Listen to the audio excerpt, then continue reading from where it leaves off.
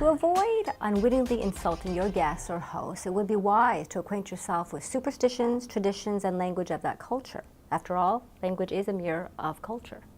Recently, I had a discussion with other language instructors about cultural translation. I think superstitions are fascinating. They reflect about the culture. I think that would be a really neat way to find out about the culture. And Ukrainian culture is a very superstitious culture. Natalia, you're from Ukraine. Tell me a little bit more about the superstitions from Ukraine. Okay, I think I'll tell you a story. A story? Okay, Antonia, let's listen to the story. So let's listen to the story and let's see how many cultural mistakes you can find. Okay. The story takes place in Ukraine, Okay. and a Canadian guy, John, wanted to surprise his girlfriend with an early gift.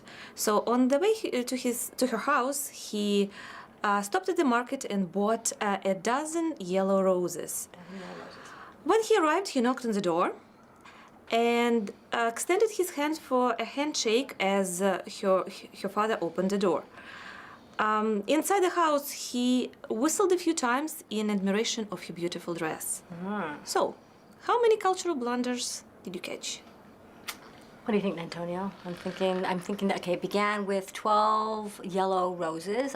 Yellow for me would indicate friendship, so maybe he's indicating that the relationship is just on a friendship level. What do you think, Antonio?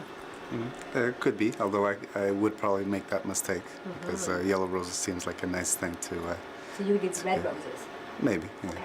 Yes, you're right. Yellow actually in our culture means an impending breakup. Oh dear, okay. And a dozen roses? A dozen? I think it does. It's good, no? Seems He fine. has money. He's right. Actually, even number of flowers we bring to the funeral or put on the grave. Oh my goodness, okay, so an odd number. You said something about an early birthday celebration. I mean, I think if your birthday's on Saturday and it's not convenient, then you'd sometimes celebrate early. Right. Early birthday is bad luck. We never wish happy birthday to a person beforehand. So usually on actual day or later. Okay. Anything else? Anything else? I thought whistling inside the house seemed a bit inappropriate. Interesting. I would whistle because I'm happy. You're right, Antonio. Whistling in our culture means that family will not have any money. They will be poor. And another one. Shaking hands in the doorway. It's bad luck. So doorway means doors divide people. Never give gifts, shake hands in the doorway. So make sure you're shaking the hand before, in front of, or never between the doorway. Always invite yourself in, push them aside, and shake their hand. Right. Okay. Always Okay. on the same side. Okay. So superstitions, I think, tell you a little bit about culture. What about language? You know, the British writer, Salman Rushdie, wrote the book Shame. And he had suggested that a really good way of getting to know the culture is by looking at the untranslatable words. I mean, you're originally from Portugal. Is there an expression or a word that can't be translated in English, Antonio? Yes, there is. The one word in Portuguese that can't be translated into other languages, or at least it's very difficult to do, is the word saudade. Saudade. Can you say saudade? Saudade. Saudade. Yeah. And it means this longing or for something that you miss, this sadness for something in the past that you no longer have. Okay. And it's difficult because it has various layers of meaning of this sadness that you feel, this melancholic sadness that you feel for something that you no longer have.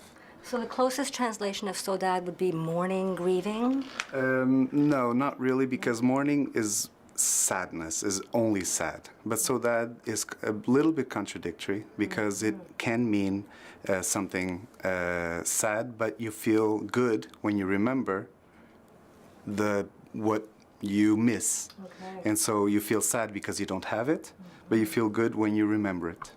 Right. So it's a bit of a conflict of good and bad. Yeah. And so this is probably because it probably started in the Portuguese exploration when we were going to Africa and South America and India. And so the sailors would go and they would miss their families back home, and their families would miss the sailors. And so there's this idea of solitude that you would like to have them back. This sounds like a really loaded word. Is there any other kind of Well, this word is fit into is used widely used in literature and music, in fado music, especially from Portugal, and also bossa nova music from Brazil. It's very widely used. It's a feeling that a Portuguese-speaking person, feels it. So many people say you can't really explain it. You have to live it. You have to live saudade. So if I understand the word saudade, I have a much better insight about the Portuguese Yes, culture. you do. Okay. Do you Almost have? like an identity card.